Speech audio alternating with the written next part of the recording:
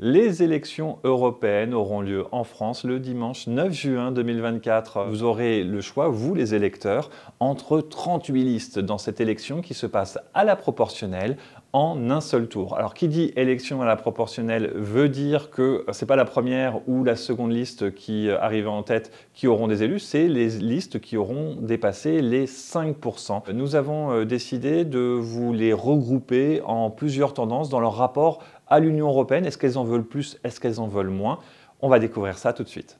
Alors, commençons par les listes qui pensent que le bon horizon pour gérer notre souveraineté, c'est l'horizon national, notamment à droite. Vous avez une dizaine de listes à droite. Alors les plus connues sont le Rassemblement national, c'est Reconquête avec Marion Maréchal, mais vous avez des listes plus nouvelles, comme celle de Francis Lalanne, par exemple, et d'autres comme Jean Lassalle, par exemple, ancien candidat à la présidentielle, qui pense qu'il faut moins donner de pouvoir à l'Union européenne et retrouver plus de souveraineté au niveau français. Et à l'autre bout de l'échiquier politique, dans ce qu'on appelle la gauche radicale, vous avez plusieurs listes qui refusent que Bruxelles puisse réguler, notamment en faveur d'un marché plus concurrentiel, qui estiment que c'est trop une Europe libérale qui est défendue à Bruxelles. Et donc, par exemple, pour la France insoumise menée par Manon Aubry, il y a la notion de désobéissance aux règles européennes si celles-ci ne vont pas dans le sens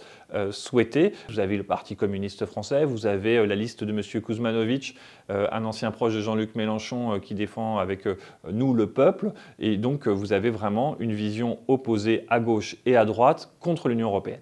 Après les anti-européens, on passe aux pro-européens. Alors, dans les pro-européens, vous en avez certains qui sont pour l'Union européenne, mais qui veulent plus de souveraineté. Par exemple, les Républicains menés par François-Xavier Bellamy. Vous avez aussi ceux qui sont pro-européens et qui demandent de faire plus d'Europe, plus de souveraineté au niveau européen. C'est le cas de Valérie Hayé pour la majorité présidentielle ou pour Raphaël Glucksmann chez les sociaux-démocrates. Vous avez aussi ceux qui sont pour une Europe fédérale, ceux qui veulent par exemple qu'il y ait une Europe politique qui décide pour pouvoir emmener une armée européenne. C'est le cas de Marie Toussaint chez les écologistes ou chez Audric Alexandre pour le mouvement Passé, le parti des citoyens européens. Ou alors encore, vous avez ceux qui rêvent d'une Europe qui impose une langue commune, comme par exemple le parti espérantiste qui défend la langue espéranto.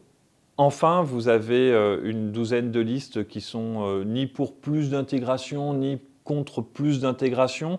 C'est par exemple le cas du parti de l'Union démocrate des musulmans français. C'est le cas également d'un parti pour la démocratie représentative. Ces partis-là ne mettent pas en avant cette question-là. Comme vous le voyez, vous avez le choix entre 38 listes avec des visions vraiment très différentes de ce que doit être le futur de l'Union européenne. Profitez donc de l'élection à la proportionnelle pour faire votre choix et faire entendre votre voix.